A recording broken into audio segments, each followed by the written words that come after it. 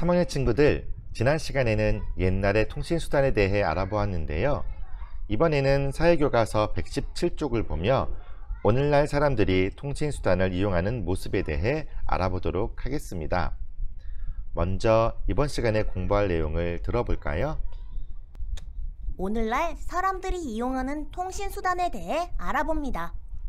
오늘날 사람들이 이용하는 통신수단의 특징에 대해 알아봅니다. 알림장이 어디 갔지? 분명히 학교에서 가져왔는데. 내일 준비물이 뭐였지? 맞다. 친구들에게 물어봐야겠다.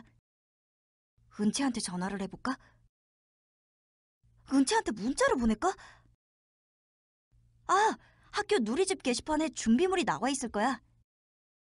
그래, 결심했어.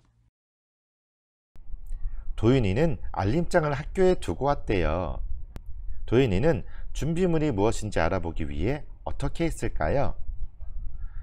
여러 가지 방법을 생각해 볼 수 있겠는데요. 친구에게 문자로 물어볼 수도 있고, 선생님께 전화를 해서 물어보는 방법도 있겠죠? 또는 위두랑 알림장을 보고 준비물을 챙길 수도 있을 거예요. 이렇게 오늘날 사람들은 일상생활에서 다양한 통신수단을 이용합니다. 그럼 교과서 118쪽에 나오는 사진을 보며 사람들이 생활에서 통신수단을 어떻게 이용하는지 좀 더 살펴볼까요? 사람들은 이것으로 소식을 전해요. 사진을 보니까 우체국에서 우편 배달하시는 분이 우편함에 이것을 넣고 계시는데요. 이것은 무엇일까요? 바로 편지입니다. 또 사람들은 이것으로 약속을 정해요. 사진을 보니 우리가 자주 볼 수 있는 전화기를 들고 있는데요. 바로 휴대전화입니다. 다음 사진을 보니 사람들이 이것을 통해 운동 경기를 함께 시청하고 있는데요. 이것은 무엇일까요? 바로 텔레비전입니다. 마지막으로 자동차에 있는 이것을 통해 모르는 길을 찾아갈 수 있는데요. 가고 싶은 곳을 입력하면 알아서 척척 길 안내를 해주는 이것은 무엇일까요? 우리가 내비게이션이라고도 부르는 통신수단인데요.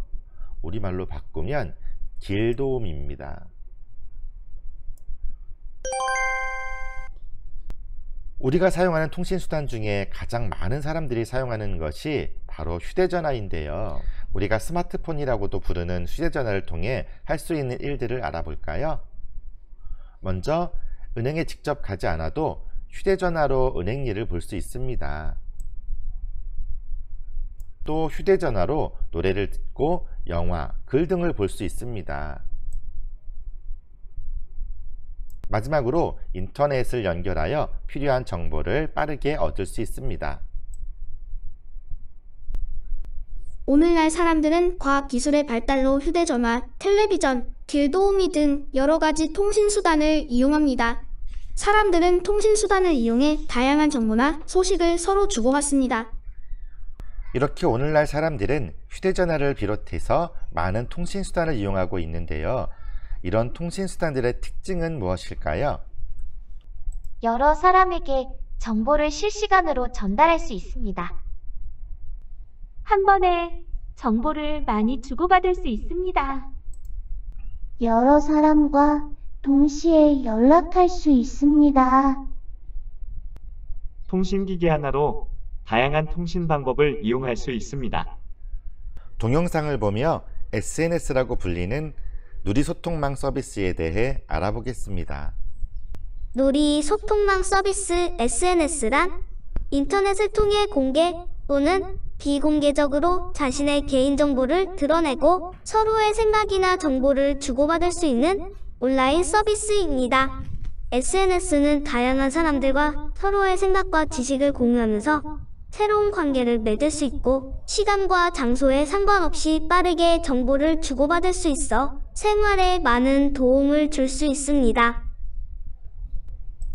새벽부터 일어난 물난리 소식을 누구보다 빨리 전한 곳은 페이스북과 트위터 등 SNS였습니다. 각종 기관의 대처가 늦어지는 상황에서 시민들은 실시간 현장 상황을 공유하며 대처했습니다. 감당하지 못하고 솟구치는 배수구에 현장 중계까지 이루어집니다. 자, 현재 실상황. 여기 어디입니까? 시민들의 SNS는 실시간으로 소통하며 도움을 주고 폭우를 견디어냈습니다. 영상처럼 위급한 상황에서 시민들이 SNS로 소통하여 위기에 대처했습니다. 이처럼 SNS를 잘 이용하면 생활이 무척 편리해지지만 개인의 정보가 범죄에 이용되거나 잘못된 정보, 다른 사람에게 피해를 주는 거짓, 소문 등이 빠르게 퍼지는 등의 좋지 않은 점도 있으므로 조심해야 합니다. 자, 이번 시간에는 오늘날의 여러 가지 통신수단들과 그 특징에 대해 공부해 보았습니다. 그럼 다음 시간에도 함께 공부해요.